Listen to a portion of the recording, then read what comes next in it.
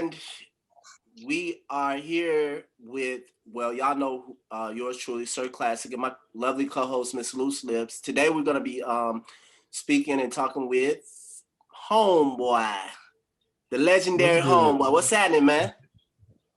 Dog, trying to be good every day and be better than what I was yesterday. That's it. That's I what's know up. that's right. I love it.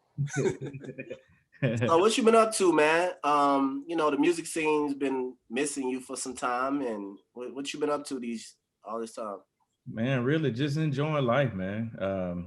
Honestly, just exploring other talents that I've had outside of doing music. I'm in technology now, for a living full time as a product, designer. So I get to use my other artistic skills every day for work, and it pays well. I can sit at home and still be creative and be in that space, and so I haven't missed anything, man. Uh, Okay, so that explains your background back there then, huh? Yeah. you know what? Before I go, I'm a fan first, you know what I'm saying, of this guy, Homebwoi. You know what I'm saying? He has one of the records that since the time I heard it, even to now, I still play it. The Give Me a Break record that you did. We're gonna Yeah. get into that. I wanted you to tell me what inspired you to do that record. But before we go into the records, I want you, for those that don't know who you are, I want you to tell them a little bit about who you are, your background, how you got into the music business, some of the good stuff. Yeah, I mean, well, yeah, man. Born and raised in Griffin, Georgia, man. 35 minutes south of the ATL. Home of me and Jody Breeze. We like the main two big artists that come out of the city. Outside of us, man, like, Griffin has always been known as like a sports town. Like everybody from Willie Gault to Jesse Tuggle to Charlie Clemens, Nick Clemens, a lot of the football players come from Griffin. Darren Hancock, which he made it into like the basketball arena, Wyoming Attires of the Olympics, like so Griffin has always been on the map for like sports and just athletic ability. I got into music through my oldest brother. My brother's 8 years older than me, and growing up as a kid, listening to the LL Cool J records and listening to the Run DMC records that my brother played and Fat Boys and stuff. He himself decided to give rap a go. So like, growing up, he was just like one day out the blue say, "Hey man, freestyle for me." And I was like, "Freestyle? What is that?" He was like, "Man, just rap, just say something out the top of your head, man." And so I was like, "I don't know what to say." He said, "Just say anything." So I can still remember like saying, the next thing you know, I went to the store. The next thing you know, I went to the store. And so he slugged me hard in my arm, man. And he was like, "You gotta say more than the next thing you know, I went to the store. Say something else." So, after I went through that for so long, man, like it became like my brother went off to the military for 8 years. He went to Germany. And while he was gone, me being 8, 9 years old, while he's gone, I was like, man, I gotta, when my brother come back, I gotta be better than him. Like he ain't gonna be beating on me no more, talking about saying the next thing you know. So, really, really my whole passion was I need to show my brother that I could freestyle and I can be better than him. But honestly, man, to this day, I'm not a freestyler. Like I can write, but like just off the dome, that's not who I am as an artist. But you know, by the time he came back, the first thing I wanted to do is just rap. And by the time he got back, I had joined a little local group called NCT. One of my partners, Derek Cleveland, we met on a trip to Washington, sixth grade high school. Sixth grade middle school, and so we came back and we recorded our first song. And I let my brother hear it. He was like, "Which one is you?" And I was like, "That's me." And all right, well, let me see what you got. So he would go at it, I would go at it, he would go at it, I would go at it. And once he started smiling, I was like, yeah, You I got it. got him. So, a little bit later, as he moved to Texas, once he was stationed in Germany, he moved out to Texas. And, by that time, man, I had really excelled, you know, as a young MC. And I used to send my brother my tapes, you know, at the time, and like, hey man, so he was proud of me. So I felt like I had done something. And so, you know, it was getting closer to high school, graduation. My mom was like, you know, so what do you want to do, you know, for a living? You know, your brother went to the military. You're not gonna be sitting around my house. What you gonna do? So, you know, I mean, I've always had a job, man. Like, so, like, you know, just as a creative at 14 years old, I had my first job. I was airbrushing on denim jeans and stuff. So, it was a local boutique called Stan's Fashion, a guy named Stan Atkins that actually owns the shop, and he hired me. I had to get a job permit. A other school friend, partner of mine named Latrans Dewberry. He was better than me. I felt, you know, from you know, artistic perspective for airbrushing and just doing the art on clothes. But you know, we never was like in competition with each other. We were almost like leaning on each other for different skill sets. Yes, And you know, so that's kind of how, you know, I got into the whole creative on the like, more graphic design side of things. And cool. so, you know, shortly after that, man, you know, we did the NCT. That's where I met, you know, my then manager Vic, you know, who you know, and you know, that's how I met you. So you know, by meeting Vic, I think I was around 12 years old when I met Vic. And you know, he was working at a shoe store. And you know, by the time I graduated, man, he was just like, hey man, I want you to get with all your friends that you know rap. Me and my partner Fletcher want to put together a whole CD of just people who rap from Griffin. And so we ended up forming a group out of it. It was almost like a Wu-Tang Clan thing. We had like solo artists, we had, you know, groups within the, you know, within the whole clique of people, and we called it the Red Clay Warriors. And that's, you know, when we first started moving, man. So, you know, that's kind of my introduction into to music, you know, on from a high note perspective, you know.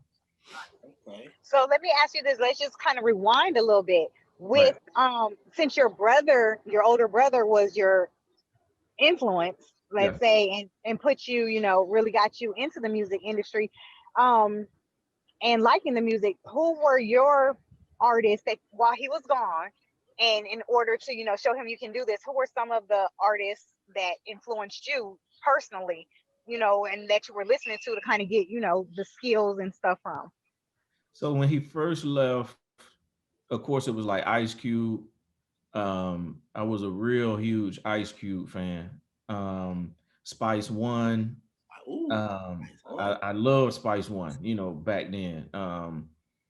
Tupac wasn't, he came along a little later, but like, you know, when my brother left, it was like Ice Cubes and Spice One. And um, I like Nas. So, you know, from you know, from an up north perspective, I used to like Nas. My uncle Tracy, who is probably like 10 years older than me, was always around when my brother wasn't there. So okay. I used to listen to more up north rap with him, like Stetsasonics and, you know, Grand Poobah and some of those people. So I started kind of getting a feel for music, you know, from a different perspective. So I not only was I able to hear the West Coast that was popping, you know, he kind of influenced me to some of the East Coast rap, and I was like, okay, I see what they doing too. So you know, that kind of, you know, Got what I was into at that time. cool. I want to ask you this. You got some records, but we're gonna focus on the main ones that everybody is two main ones. We you have a record now that's still playing, even where you're at in your life now, that is still, you know, Yeah, you still collecting checks on. We're gonna yeah. talk about it with some superstars along with y'all. But let's talk about, like I said earlier, the Nell Carter sample on "Give Me a Break." How were you? How did that the inspiration come to create that record? So, the group that I was in, that, you know, that Vic and us put together, the Red Clay Warriors, man, it was just a whole bunch of people, a whole bunch of trouble. And I ended up, man, leaving the group. And because I was the producer in the group, and because I was one of the main people of the group, I wrote 90% of all the hooks. Okay, Um, I just kind of felt like, you know, I needed to go on my own. So I tried it for a little while, and me and Vic kept pushing, and we kept pushing. And I was like, man, I'm getting closer to 24 years old. This stuff still ain't moving. I mean, you know, taking mine. I've been doing music for a long long time. time and stuff. So, you know, by the time I was like 23, I was like, man, you know what? Man, I probably just need to find something else to do. So I'm tired. So you know, I've always been in the TV a lot. So, you know, I was just thinking, I was like, man, I just need a break, man. I just need a break. And I just kept saying it, you know, go to work and kept saying, man, I just need a break. And then give me a break. The theme song came, you know, in my head. And so I went home and I was Googling, trying to find the theme song. And then it was kind of hard to find stuff. You know, it wasn't as easy as Okay. it is now to find things. And so how I actually found it was I was looking, I think everything just lined up. It was a TV commercial that came on about some TV theme songs and stuff. And I was like, man, I need to get it. So I went in debt and bought that whole collection just so I could get that one Neil Carter song. And Wow. and so when I Oh, so got it it, wasn't no taking nothing off the internet back then. nah, man. Okay. So I actually took it and I actually had my speaker playing in front of my microphone, Wow. and I captured it that way. And then Wow. so then I put it and I sampled it into my I had a Roland Phantom at Okay. the time. And so I sampled that into the Phantom and then I had it. Okay. And shortly after I did that, somebody broke in my house and took my Phantom and took my mic and took all my stuff. Luckily, I had insurance. Okay. So I decided not to get anything. And then white dude that I used to go to his studio, he was like, man, won't you get Logic or something like Fruity Loops? I was like, Fruity Loops? What is this? And so he was like, man, I'll give you a free version. So he showed me how to, you know, go through and get the free version of Fruity Loops. So I got a free version of Fruity Loops and I played around with it. And I bought me another microphone and I resampled to give me a break again. Again. Oh, so you did it twice. Okay. Yeah. So then I put it in Fruity Loops and then I made that whole track in Fruity. And, you know, I was just like, this is going to be the last song that I do. And I'm going to let Vic hear it. And I'm like, hey man, this it. Like this is the last song that Homebwoi will make. So when I sent it to Vic, I burned it on a CD and I dropped it off at his store. I said, hey man, look, man, here go the record that I did, man, the other night, man. Just listen to it when you're on your way home. Like I don't want to listen to it right now. You know, Okay. because I was in my feelings, you know what I'm saying? So I was like, I don't want to listen to it right now. So you just let me know. So man, like before I could get to the Church of Chicken on 85. Wow. I bet you that phone was called. He was ringing like, I bet you. Yeah, he was like, man, where you at? I was like, man, here by the church. He's like, turn around, man. Hey, come back, man. You got one, man. I was like, what, man? So I came back. He was like, hey, man, just give me a break record. This the one. That one. He said, I'm telling you, James, we can't quit. This the one. And I was like, all right, man, whatever. And I'm like, if you can do something with it, cool, man. You know, if not, that's it. Okay. And so I was at work because I was working at the water authority in McDonough. Okay. And I was in a manhole and my phone was ringing. I had this suit on and stuff, so I couldn't grab my phone. I was covered with stuff. So Yeah. so once I got out the manhole and got that suit off me and stuff, and I looked at my phone. It was Vic. Vic had called me about 10 times. Wow. What the hell Vic want, man? I'm like, you know, because we go back so far. I was like, man, I hope ain't nothing wrong with one of his kids or nothing. Yeah. So I was thinking on that level. And so I called him back. I'm like, what's up, bro? He was like, hey man, look, DJ Smurf, you know who I'm like, yeah, man, I know who Smurf is. He was like, he love to give me a break record, man. He want to do something with you. I was like, all right. So I'm still like, you know, because like if we rewind a little bit, I've already had 2 independent record deals up until Smurf called. So that's the reason why I was just like, man, I'm tired of this shit. Like, it's just not working. So when he was just like, you know, Smurf want to work with you, I'm just like, okay, cool. But man, we just got out of a situation with Carlos Glover with Mirror Image, and that didn't really do what we thought it was gonna do. So I hear you, but I'm not super quick to go sign a record deal no more at this point, you know, because I've been burned twice, and I'm like, no, I'm not doing it. So Vic hit me up and was like, hey man, this was probably like maybe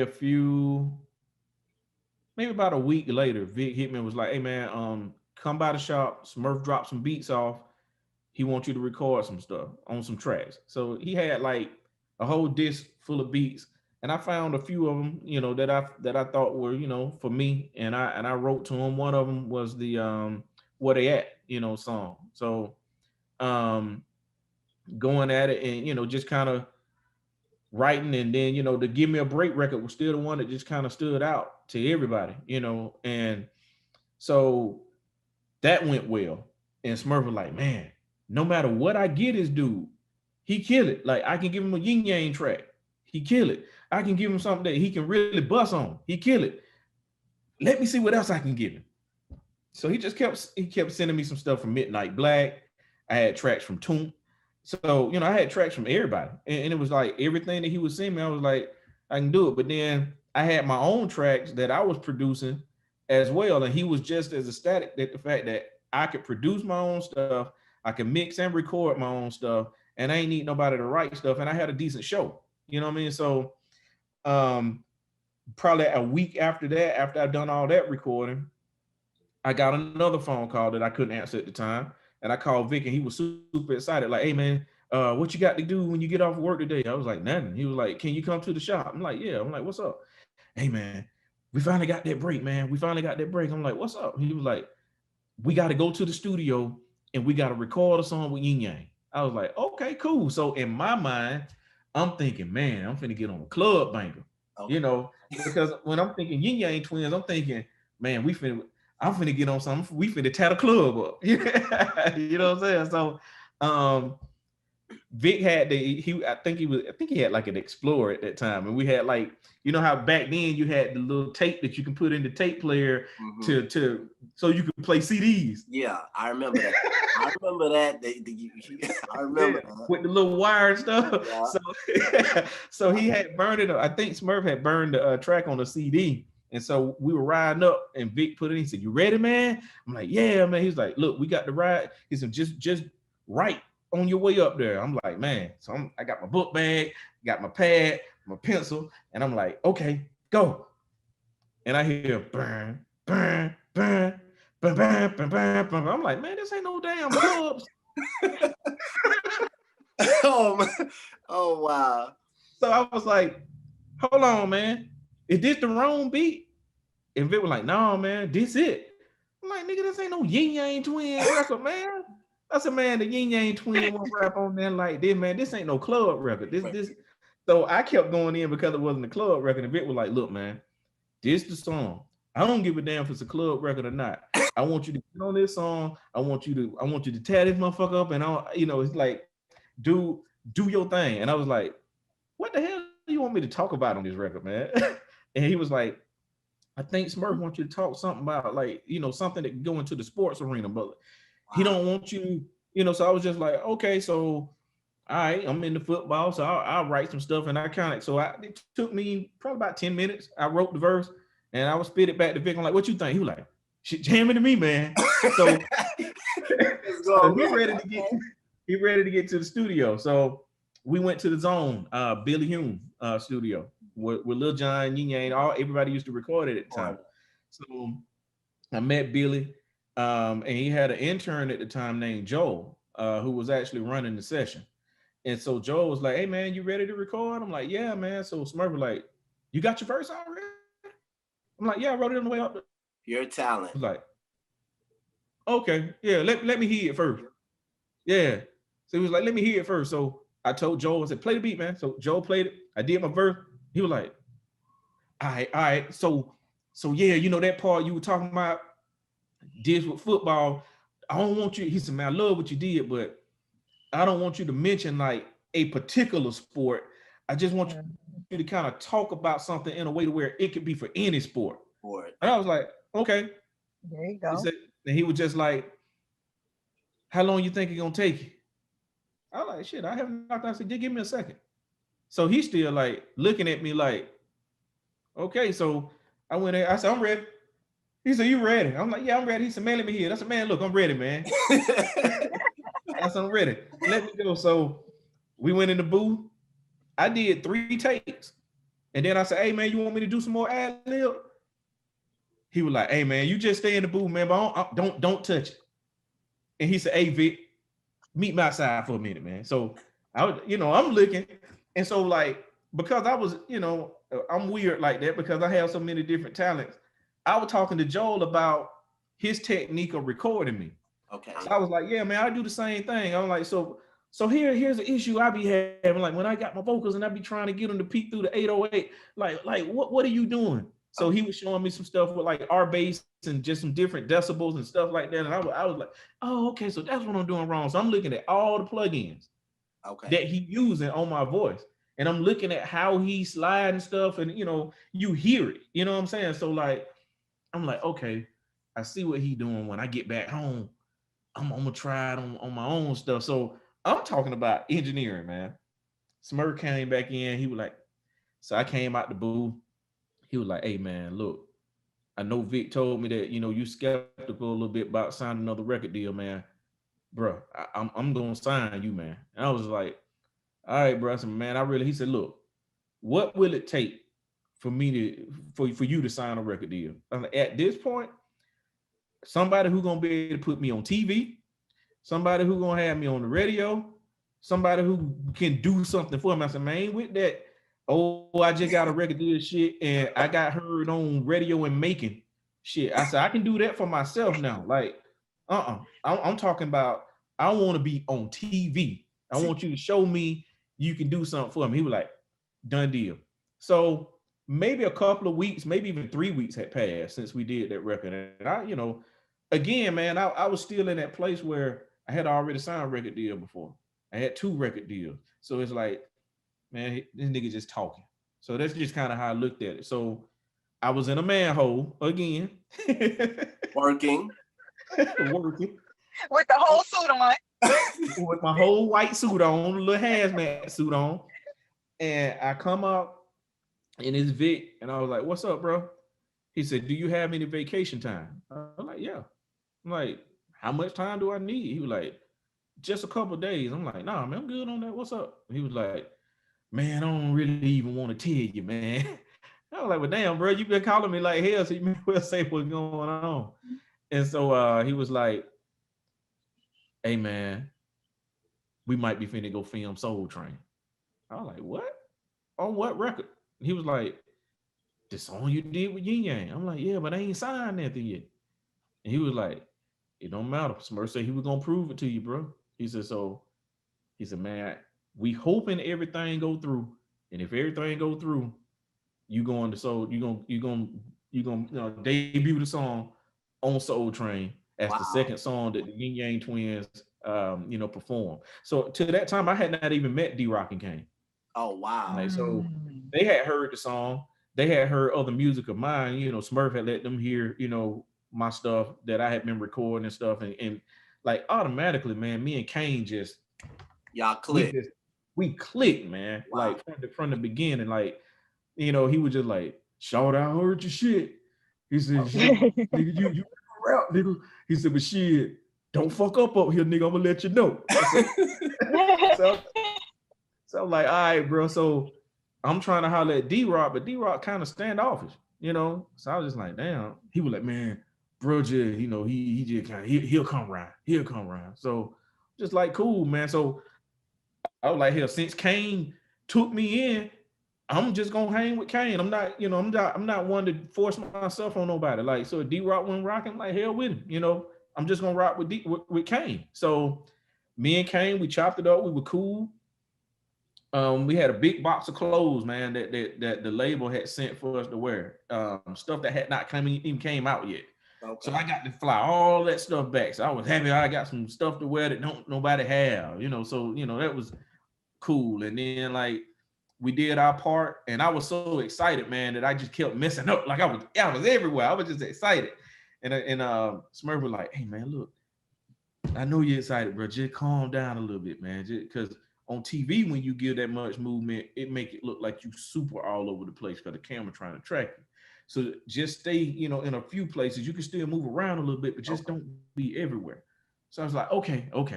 So I calmed down a little bit. Shamar Moore was actually the host at the time. So I got to meet him. He was cool.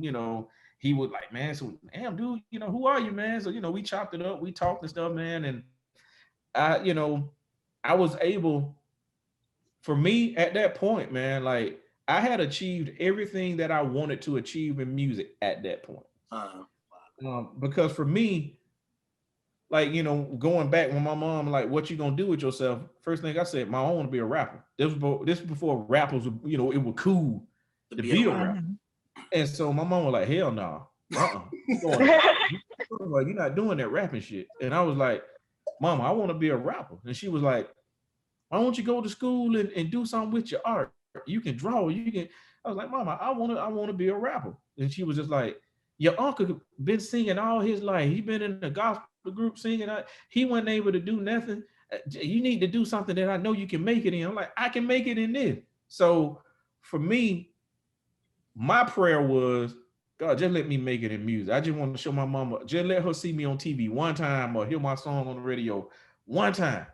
That's all I'm asking. And I'm good. I don't care if I never make $1 million. I don't care if I ever tour. I don't care about nothing else. Just let my mama see me on TV. And so at that point, it was a prayer man answered for me. So it was like everything that I set out to really do that I truly prayed for and asked for, it happened then. And so, like, going to work and being able to tell people, hey man, look, next weekend they're gonna play this show. I was on Soul Train and nobody really believed me. You know what I'm saying? Soul Train's iconic. You know what I mean? So, and after that happened, man, like everything just kind of it moved fast. Yeah. Yeah. Well, that's one heck of a journey. And I'm glad that your mom was able to see that anything is possible. Like, Yeah. it's nothing like, your parents always, they want the best for their children. Exactly. That's a given. But it's always good to see when, I'm sure that made her the proudest to say, look, my son said he was going to do this and he really did it. Like, he Yeah. did it. Yeah, but So I think that's going through it at awesome. that time though, it didn't feel like she wanted the best for me. It was like, like when you young and you really trying to do something, your parents are like, because they, for the most part, when we, our people always move off fear. You know, man, I don't know, ain't Right. nobody ever did it before, so I'm not gonna do it. So a lot of us suffer from that, from fear and let fear hold us back. And so Hmm. as now that I'm older and after everything kind of settled down, I understood it wasn't that she didn't think I could make it. She just knew that the easiest route was me going to college somewhere and getting a degree and doing what everybody else did, because that was the most attainable thing. Like, she didn't know nobody who ever made it in music. Nobody really knew anybody that made it in music. So for me to be from Griffin saying I'm gonna make it in music, I know that seemed like a kid now saying I'm gonna be, I'm gonna fly to Mars. Right. Nobody's ever done it before from where we were from. So it put a strain on our relationship for a while, because I really felt like my mama was against me and didn't really want me to make it, because she was just like, no, you can't. My brother tried, but he didn't do it. So I was like, no, Yeah. just let me do this. So once I was able to do that, and we had conversations and we talked, like, it cleared up a lot. So Hmm. like, if I never achieved anything else in music, I was good from that point. Yeah. Hmm. So tell me, with you having a song that everybody plays at every major football game and basketball game, how does that make you feel to this day, with being that you're still not even doing music full time anymore? Um, I think for a while, when it first starts to happen, you're super excited, to hear Okay. yourself. But after a while, man, it's like living in the past. For me, it's like that's something that I did then. And with music, it's always, what have you done lately? So, the unfortunate thing with our culture is, with white people, man, it can be Elton John being 80 years old, and white kids still will respect Elton John, and they still want to hear, Elton John's story. You know what I'm saying? Uh-huh. And, but when it comes to us, if they don't feel like you got nothing on the radio right now, or if you don't have nothing on TV right now, then you don't really have anything of value that you can actually tell me, because, oh man, y'all niggas were rapping back then. So I guess it's a pro and a con. Like I hear it, but it's like, okay, I'm whenever the royalty check come in, I get whatever come in. So it's not something that I just harp on now. It's something that I'm like, okay, it was an experience that I can always learn from. Like what I do now, I pull a lot of that from that whole experience of the music industry, just the networking So and let how to me, communicate. yeah, let me ask you this. So being that you kind of got into music once again because of your brother, right? And Mhm. then you did it, like you said, because you wanted to just at least get on the radio. It wasn't, music wasn't your full-fledged thing. So what would you say, your first passion is, or are you doing now? What you're doing now, is that your passion? Did you find your passion? Did you know what you really wanted to do after the music? So yeah, like what I'm doing now is not like 100% my true passion. What I would like to be doing is somewhat like what Pharrell Williams is doing. Like I'm a creator. I love to create. I love to collab with people. So if for me that dream job for me would be doing scoring for a Disney movie or doing scoring for somebody's cartoon and or being a part of that creative process from art, from character creation to voiceover work to actually mixing and being in the room when they mixing it down, and I can see how they're doing like surround sound mixing and just if I could do something right now and just like, man, I'm in heaven. I could wake up Mhm. every day and do that and probably wouldn't even eat. Just that would be what I would do every day. Hmm. Okay. Okay. Yeah. Um, so but I would say you doing probably better than some of the new artists. I gotta put that on the record because like I said, no, seriously, he getting publishing checks. They gonna come for us already. See? He getting like no, seriously, he's getting publishing checks, and in today's time with the recording industry, especially with the COVID, shows are stopped. I mean, to get a publishing check, and especially every quarter you open up your mailbox or direct deposit, you get money. Like that's hard for a lot of artists, especially the new upcoming artists, and you've already been there. And I mean, you recorded. I mean, I know your records. Like I said, get up, stand up, get crunk. Uh, the give me a break. I mean, you've done things that some of these upcoming artists and aspiring artists are trying to get to. So um, I would say, I love being your humbleness because you've always been that, and you can teach a lot of these new upcoming artists because a lot of times they be like, man, what do you know? Like, you better listen to these folks. They already been where you trying to go. Yeah. Exactly. And to piggyback off what you said, I appreciate too that he didn't put everything, his all into the music. I appreciate that, homeboy. I appreciate that you found your own way. You knew you was creative. You knew the music was just a stepping stone, pretty much. And you went Yeah. on to find whatever it is that you really wanted to do. And that's what made me ask her, what was your real passion after that? Because even when you talk about being creative, your whole aura changes. You brighten up Yeah. more. You see, so I can Yeah. tell that is it. Like that creative Yeah. side when you're talking about it, man, you get Yeah. excited. Yeah. So that's I mean, we important. could be People really working and collaborating on anything. If it's creative, I'm like, I'm all in. all in. Yeah. Yeah. Yeah. Because people get so caught up in the fame part of making music and just wanting to be famous and wanting the money, they lose, even if that was their passion, they kind of lose it because they get caught up with everything else. And then it's like, well, and that's just like with any athlete. What did you do to prepare yourself in case, just in case this doesn't go wrong? I mean, right, Yeah. or something goes wrong. What is your next plan for yourself? And I just appreciate that you have always been a working man alongside of the music. So, Yeah. with that, kudos to you. I really love that about you.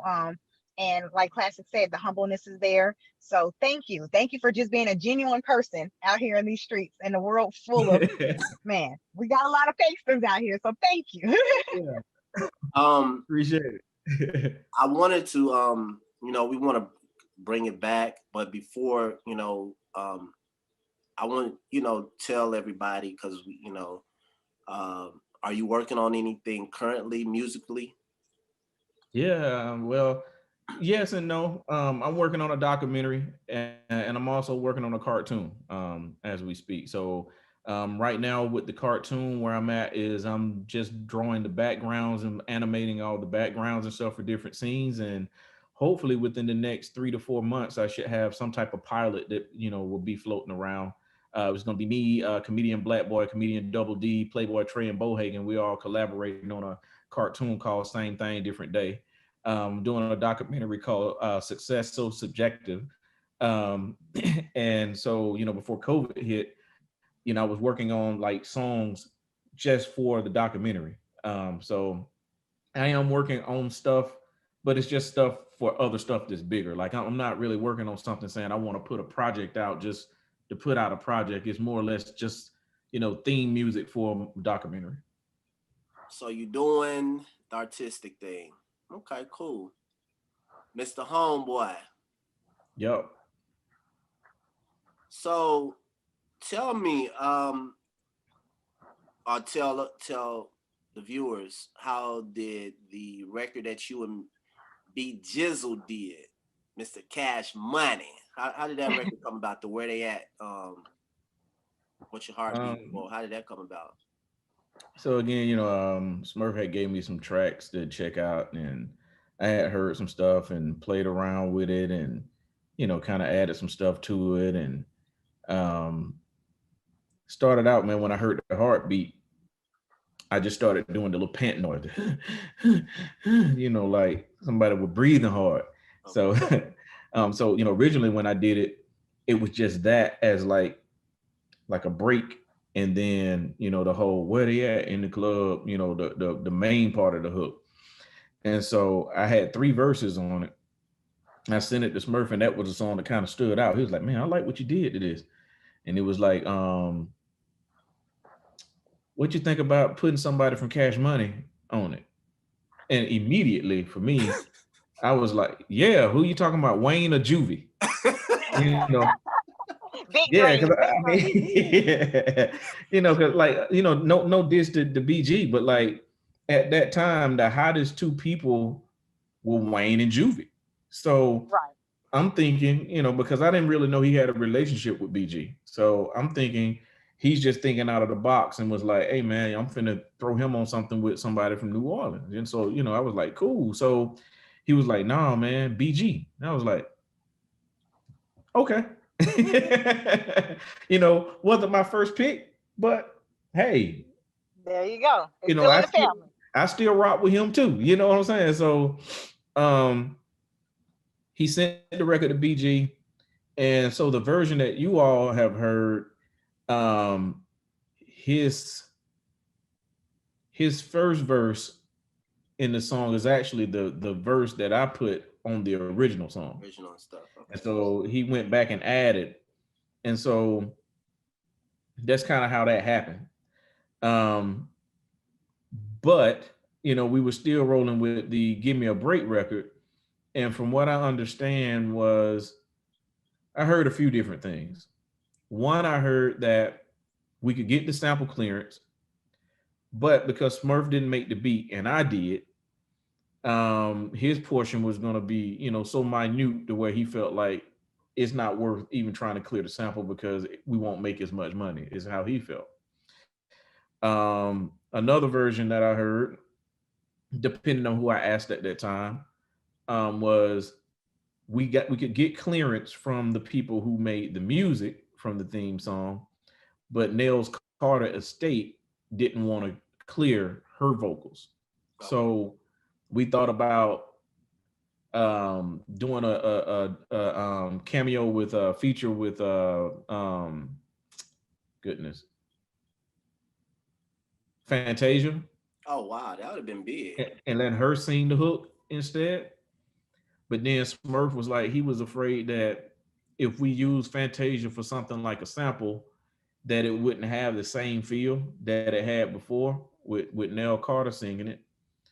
And then he was like, I don't want to pay for that type of sample, just that, that type of feature, just to have her really re-sing something that somebody's already done. So Okay. it was just one of those records, man, that I knew at the time I didn't have enough money to try to clear it if I wanted to clear it and just say, hey, man, I'm going to take my money and I'm going to clear it myself.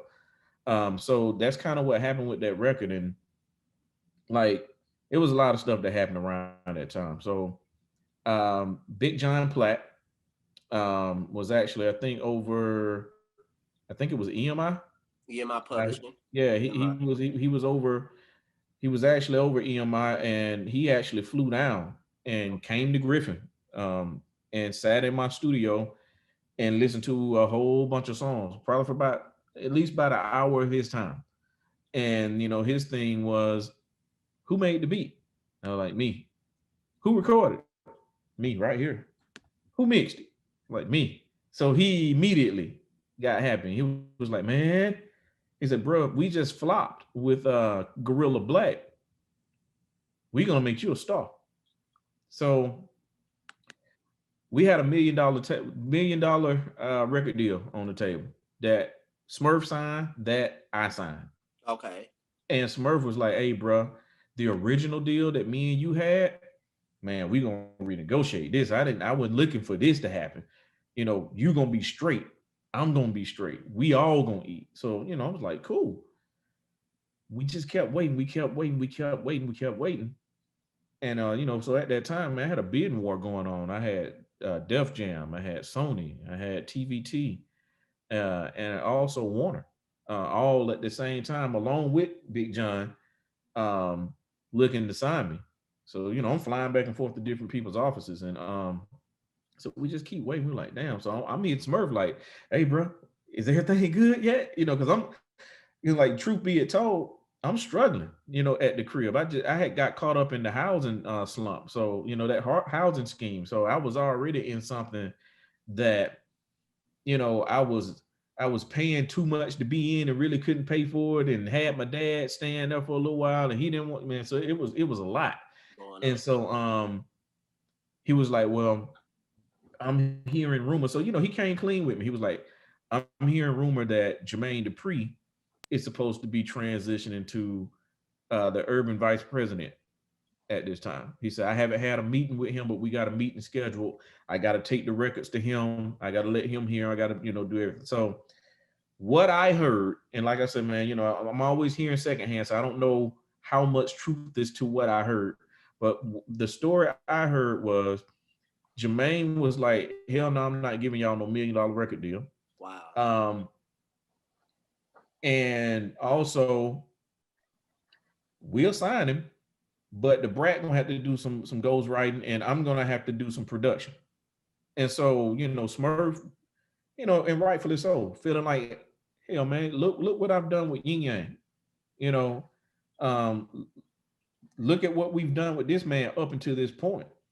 And he was like, hell no, nah, man. Like, me and him got an agreement. He gonna produce 50% of the album, and I'm gonna either produce 50% of the album, or we'll find whoever. But I'm responsible for 50. He responsible for 50. I'm This not. Jermaine Dupri talking? Is this No, Jermaine Dupri? this is Smurf talk. Smurf talking. Okay. Yeah. So immediately, man, that shit had went like downhill. So I knew it probably was one of them conversations he didn't want to have with me or Vic. But at that time, he was like, man, it's a no go. And Dang. so for me, I was like, so we going over to KP then, right? And he was like, nah. So I was like, so we going over to Def Jam, right? With Celine. And I'm like, nah. I'm like, damn. I'm like, what's up, bro? He was like, well, man, I kind of told everybody we had already signed something. I was like, hell no, Smurf.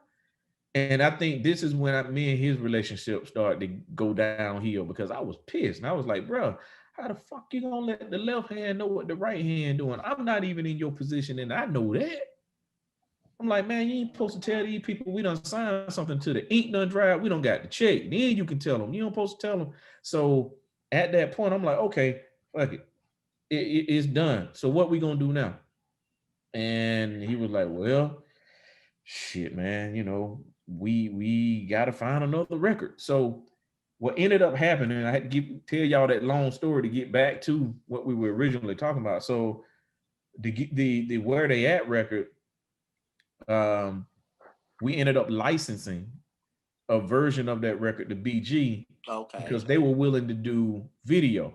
Okay. So I still had an original version, but the version that actually got pushed to the world first was BG's version because he was looking for a single, and Koch was willing to pay for that because they liked the record that much. Okay.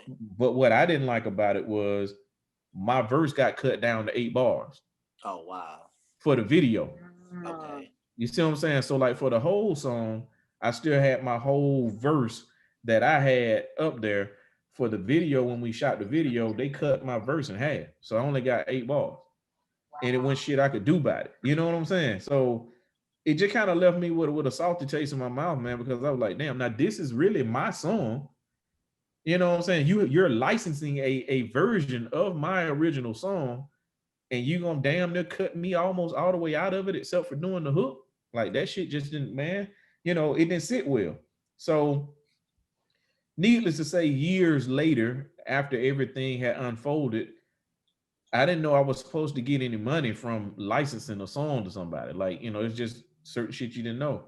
And I was having a case study done on me by William Ashbourne down at Alabama State. Oh wow. And he was, because he was teaching music law, entertainment law to the students, and they used my situation as a case study. And he was reading all the bad shit in my contract.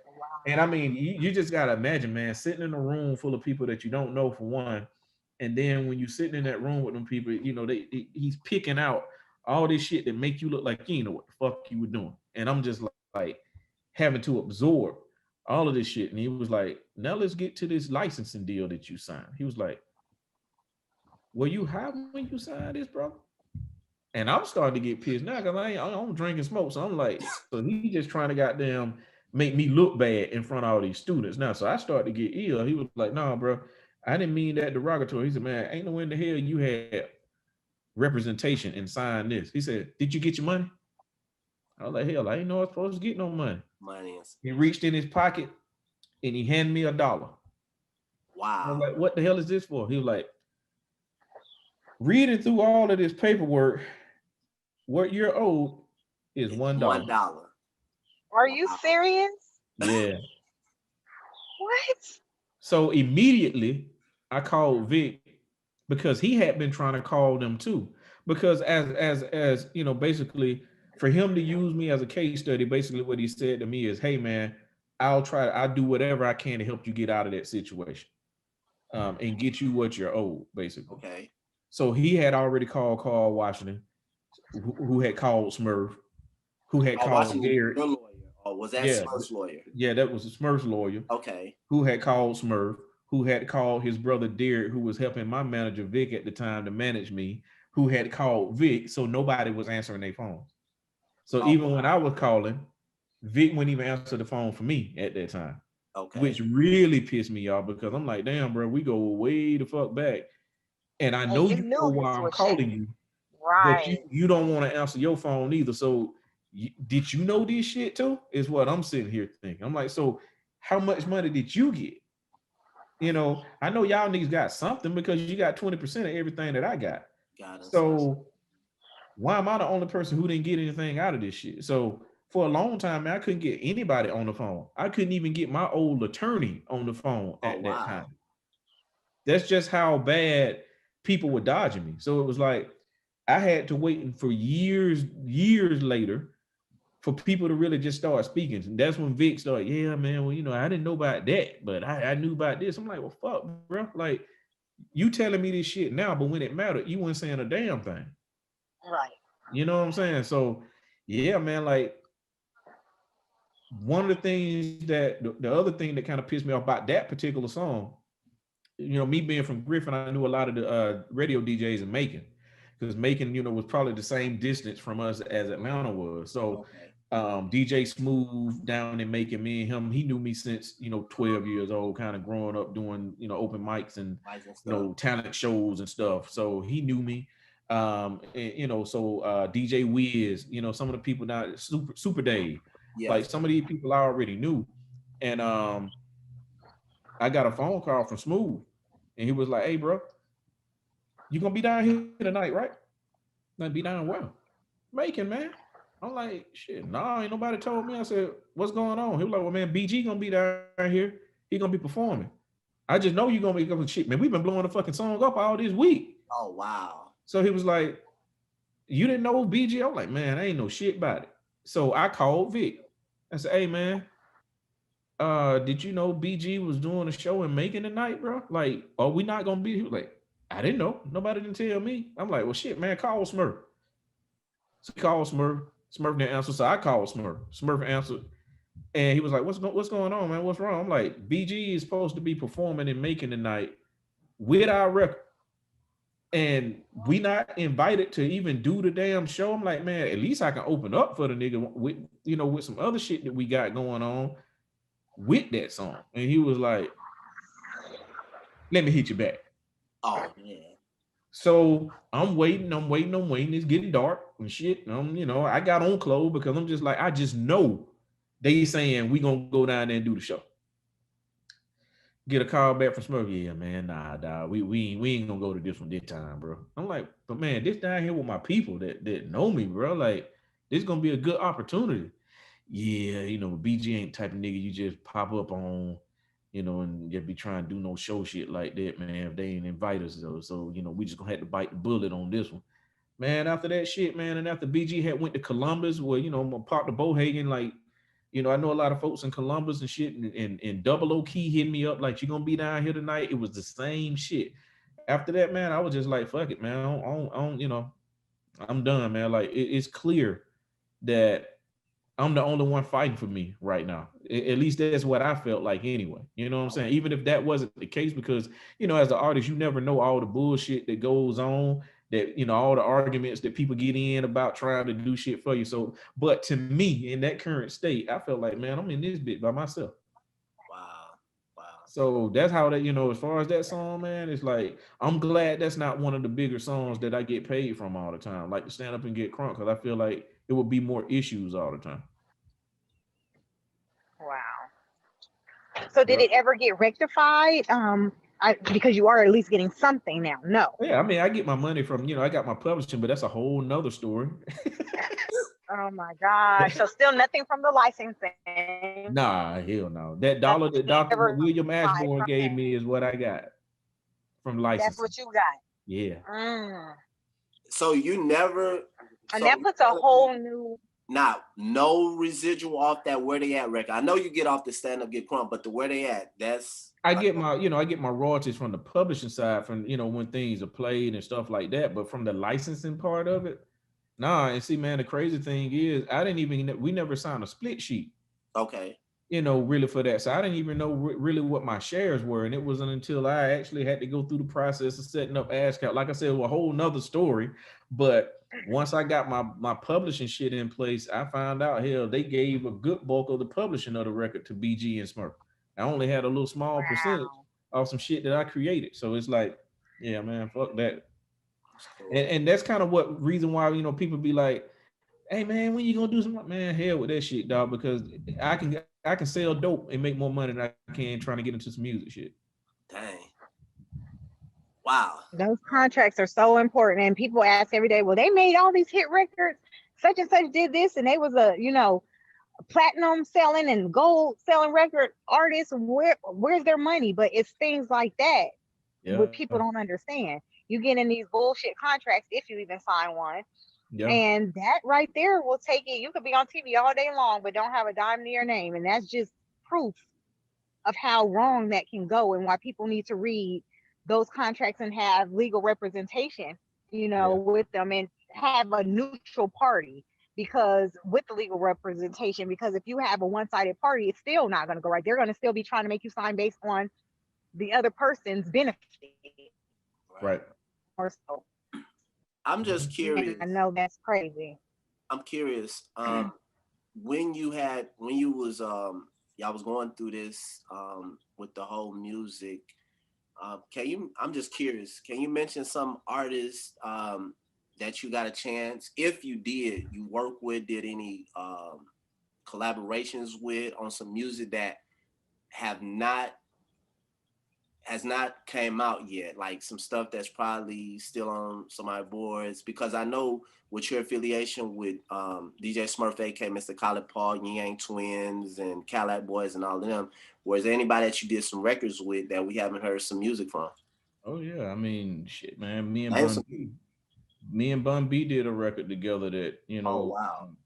actually the verse that he did for me on the record that we were working with, and actually was about to get cleared with the label before stuff went bad, because I pretty much had fired Vic and Derek at that time, and I guess they took that shit personal. And VIC, when he put his album out, actually ended up using that same verse that Bun B had wrote for a song that I had did with him, and they took like 90% of the verse and put it on the VIC project. But it was like, can't sue the motherfuckers for the shit because it's not my verse, and you know what I'm saying. So it was a bunch of nasty shit like that. Me and Killer Mike. Oh, you did some music with Killer Mike? Yes, me and Killer Mike got a song right now. If I put that bitch out, it'll still go right now.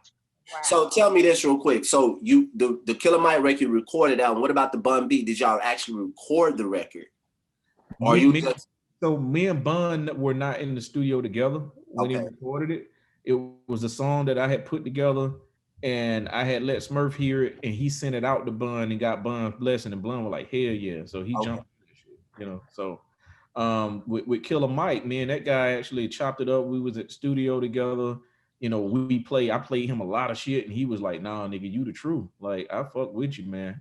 And shit, man. Like, even now, as long as it's been, I met up with Mike at the Attic Crew reunion concert that they threw. And he like, bruh, I bet you still ain't got that beat that you made to the Taxi theme song. I'm like, yeah, I still got it. Nigga, send that to me when you get home tonight. So I thought it was bullshitting. So he called me. It was like 2:00, 2:30 in the morning. He was like, you ain't sent the record yet? He was excited. Why you didn't send it? Why didn't you send it? I sent it. Okay. Yeah. So I sent it to him. I don't know if he ever gonna record to it, but I sent it to him. So, yeah. Okay. Yeah. I did a lot of music, man. I think, and I could be mistaken, but I believe that when we were going through our situation with Warner, I had a track that Lenny Kravitz actually played the guitar on. Oh, seriously? Yeah. Oh, that's big. We never recorded any vocals to it. I don't even know if I even still got that track anywhere now. So then me and DJ Toomp and Bohagen have a record that I still got the Pro Tools session for that I know ain't nobody else got. So I still got a Toomp track with Bohagen on a verse on some shit that we never finished. That was supposed to be for the album as well. Man, we need to have that out, man. Okay, I was gonna say we need to be listen. That could have been playing in the background right now. Yeah. And like I got a track that me and Chanel from Young Money we did as well. So yeah, I got music that people haven't heard with people that yeah. Well, hopefully we'll get a chance to hear it. Hopefully. Yeah. If I kick over dead tomorrow, you'll probably hear all that shit. Don't say that. Don't say that. They're gonna go into the vault and get everything you have. That's it. Hey man, let's get somebody else to make this shit, man. Chop it up, put it back on. I want to touch on this before we go. With everything that's going on, because this is something very important to me. And to what's going on today with all this, the pandemic, the Black Lives Matter, everybody that I've been interviewing. I just want to know how do you feel about what's going on today with all this stuff? I don't know, man. I feel so, I hate talking politics with people, but like I feel like this. When I hear people like Trump and when I hear black people regurgitate, yeah, man, we've been voting Democrat for years and hell, they've been promising shit, they still ain't did it. My first question is, what did they promise and what did we ask for? When you think about the Hispanic community, they continuously asking for their rights. When you're talking about the gays, there's continuously fighting that fight, asking for, you know, but when you talk about us as a whole, I don't know what the fuck we really, up until now, I haven't seen us in unison asking for anything for anybody. And I'm not trying to be funny, but it's like this. If you're gonna vote for me and I'm getting your vote, then I feel like I'm doing what you're asking me to do. If you're not asking me to do shit, you're not holding my hand to the fire, trying to hold me accountable for anything, then I feel like I'm doing exactly what you're asking me to do. So when I hear people say, you know, you've been the Democrat did, but y'all ain't, what the fuck did we ask them to do? We're asking now. We're picketing now. We're walking now. We're in unison now, asking, hey, these are our demands. Here's what we want. Tell me, since Martin Luther King Jr. days, have we got together as a people and actually got other people outside of our race to unify with us and say, hey, this shit ain't right. This is what we want. I haven't seen it up until now. So, you know, so part of that for me is it's good and bad with Donald Trump. I think what Donald Trump has done for us that that is a positive. It's always a positive to every negative. But what I feel like the positive that he has done is he's caused so much disruption that it has forced us to start paying attention to politics, something that we don't learn in our homes. No, we don't learn that if you truly want to see change happen, it happens in your home. You know, it happens in your hometown. You can vote for the president. That shit is very important. But if you ain't vote for the mayor in your city, then hell, that's why shit ain't getting done in your city. That's why dollars ain't moving where it needs to be, you know, in your city. If you're not voting for the congressman, if you're not voting for the senates that represent your state, then that's why shit ain't happening the way that you want to. If you're not voting for the sheriff, you're not voting for the DA, if you're not voting for the damn right judges, you wonder why the hell we keep going to jail for petty shit. So it's like until, you know, up until now, because he's so disruptive with all the rhetoric that he's you know he says and all the things that he's caused, I feel like now we're starting to get into that shit to where people who would never have a view on politics now at least have a view. And even if it's a bad view or even if it's the wrong shit because they've been misled, I feel like it'll at least lead them to start eventually doing some type of homework. They're like, oh shit, well, I was wrong about this, but I didn't even know that. I didn't know that the House was supposed to do this and the Senate is really supposed to do this. Like when we learn that shit in school, we learn it so quick and they really don't make it where it makes sense or, you know, how it affects us right now to where it's like, man, I hate social studies. I wish we just get out of this shit. You know what I mean? But now, because of all the things that's happening, I think we're more alert to that shit. But yeah. What I don't like is those of us, you know, and I got some homeboys that I won't even name their name because I really don't like it. Is when they be like, man, fuck it, man, you vote me, that shit ain't gonna do nothing. But I'm just like, bro, like really, it take a multitude of things. Like, yeah, I don't agree with tearing shit up, but I do feel like some of that is necessary to, you know, to get somebody's attention because, I had a speech that I gave at my previous employer, where most of them are actually Indian, you know, or white. You rarely see any of us, and you know, I got pissed off because I kept hearing about people tearing shit up, but I wasn't hearing about George Floyd losing his damn life. All I kept hearing about was the chaos. And I was like, wait a minute, I'm not, you know, if I lose my job today, I'm not finna let this shit keep going. So I pulled in the VP of the company. I sent an email to him and the rest of the people that I knew were chit chatting. And I broke all that shit down.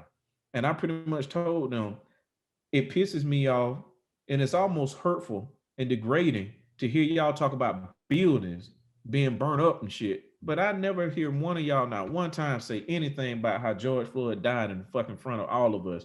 But you have more goddamn respect for a building. No, no, no, we don't mean it that way. I'm like, well, shit, you're gonna have to explain to me how you mean it then, because I didn't hear you say what was done to him was wrong. What I hear you say is, why the hell they tearing up and looting? That's what I hear you talking about. You're not talking about this man that just died. So until we get to this point, I don't want to hear shit about no building. people with insurance can build another fucking building, but George Floyd gone. Right. You know what I'm saying? Like, so many other black people are gone by the same hands of the people that y'all call to y'all house when y'all have a problem, but we don't want to call them motherfuckers because we can call them if we have a problem at our own house and get killed in our own damn house. Right. When we call them. I don't want to hear it. So, man, like, I hate when people say voting don't count, because voting does count, but it doesn't count. It's almost like, you know, how Christian people say, you know, prayer without works. It's pointless. You can keep praying and keep talking about praying, but if you actually are not doing any damn thing, then here you just really just blowing, you know, hot air. So the same thing with voting. If you're voting, but you're not holding people accountable that you put in the office, or if you're voting, but you're not actually doing anything to try to help bring about change, then hell, yeah, that vote is just fucking pointless. So we have an obligation to ourselves to do things outside of just voting, as well as when we do vote people in. I feel like you need to hold those people accountable. I hope that we're in a place to do that, but that's just kind of where I'm at with all of this, man. Like, I just want to see more accountability. I want to see us in more leadership positions, and I want to see us unify more to demand things that we know we should get, versus every time somebody says something about a police killing somebody, people want to talk about damn Chicago. I'm like, Chicago ain't got a goddamn thing to do with George Floyd. So, Right. you know, that's I want to see us stop killing each other more as well. You know, I understand situations in the hood. I understand street, you know, mentality. But at some point, we got to slow that shit down too, man. I brought that up for the sake of, and you hit it right on point, because that's where I was trying to go. Do you feel like the music that's being put out, especially with hip hop, some of the factors, do you feel that music at this point is they're being accountable? You know, Nah, man, music hasn't been accountable for a long time though. Right now, I'm gonna tell you one of my favorite artists, and I didn't like him in the beginning. One of my favorite artists right now is Lil Baby, only because I like how he moves. He has substance to himself. He's a young man that understands that he's in a position of power, and what he says moves shit. You know what I mean? So the fact that he'll go and make a song about what's going on now, I think one was bold for someone his age to do something like that in a time where ain't nobody really speaking like that, especially when we start talking about Atlanta, you know, rap scene. Um, but just how he moves as a young man, I feel like it is a good thing. Like, but we don't have enough little babies. You know, we still got so many people talking about, you know, like when we grew up, if somebody smoked crack, if somebody was snorting crack, they were still a geek monster to us. You know, you still smoking, you still on dope. Nowadays, man, it's like being on dope is the thing to do. It's like to be high is the thing to do. What we grew up in a different era, and it's like now that everything is so, I gotta be on Percocet, or I gotta be on lean, or I gotta be on some type of narcotic. I don't think that's really being responsible for a lot of the things that's going on. I don't want to hear that's all I know. That's all you want to know. You know the people that you hang around are the people that you want to hang around with. You know, so it's not reflective of where I feel like we should be right now.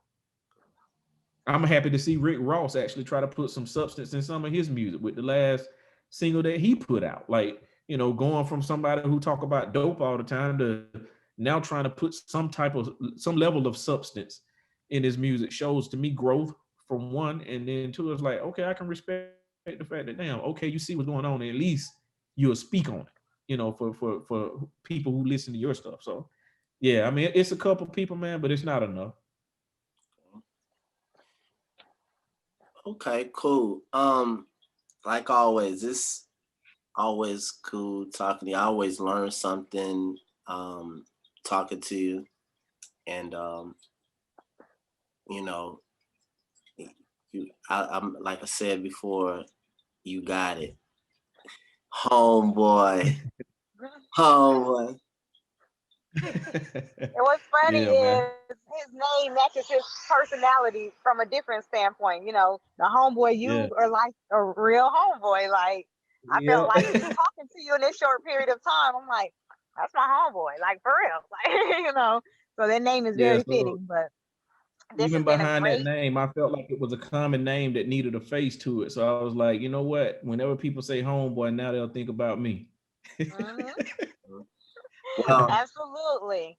I'm gonna say before we wrap it up, we getting ready to bounce. It has been fun. I've learned some new things pertaining to you and your career, and we'd love to have you, to do this again. Oh yeah, likewise, man. Yeah, Definitely. even if it's not about music, because you've been very insightful. You're very educated. Um, sometimes we'll do some shows where it's not just interviewing the artist, but just talking about things, important topics in general. So we would Right. love to have you back. Oh yeah, definitely. Y'all just let me know when, and I'm always here. Okay. Okay, thank you Um, so much. before before we go, do you got any last words? Anything that you want to put out to the audience, to the viewers? Yeah, man. Just for artists, be bold. Do whatever you feel like is cool to you. Like you don't necessarily have to follow a particular sound. Just be bold enough to be different. Be bold enough to do what you feel in your own heart and not have to feel like you got to follow what some trend is, because trends come and go, but if you have your own originality, it's here to stay. So I would say that to artists, for the creative types, keep creating, and for people who trying to get that money, man, just keep getting money, but learn what it is that you learn about the field that you're about to invest in, so that at least if you do fail, it won't be a hard fall. We all have to continue to keep learning, but don't just jump head first into something that you don't know anything about. So at least do some type of research to understand what you're doing. Okay, cool. All right. On that note, there you have it. Yours truly, Sir Classic, the lovely Loose Miss lips. Loose Lips, and And Homebwoi. homeboy, my new Hey, look, homeboy. next time I gotta find out how you got that name. That's a whole other show, but I got you. On that note, we gone and All right. All right, man. Peace. Peace.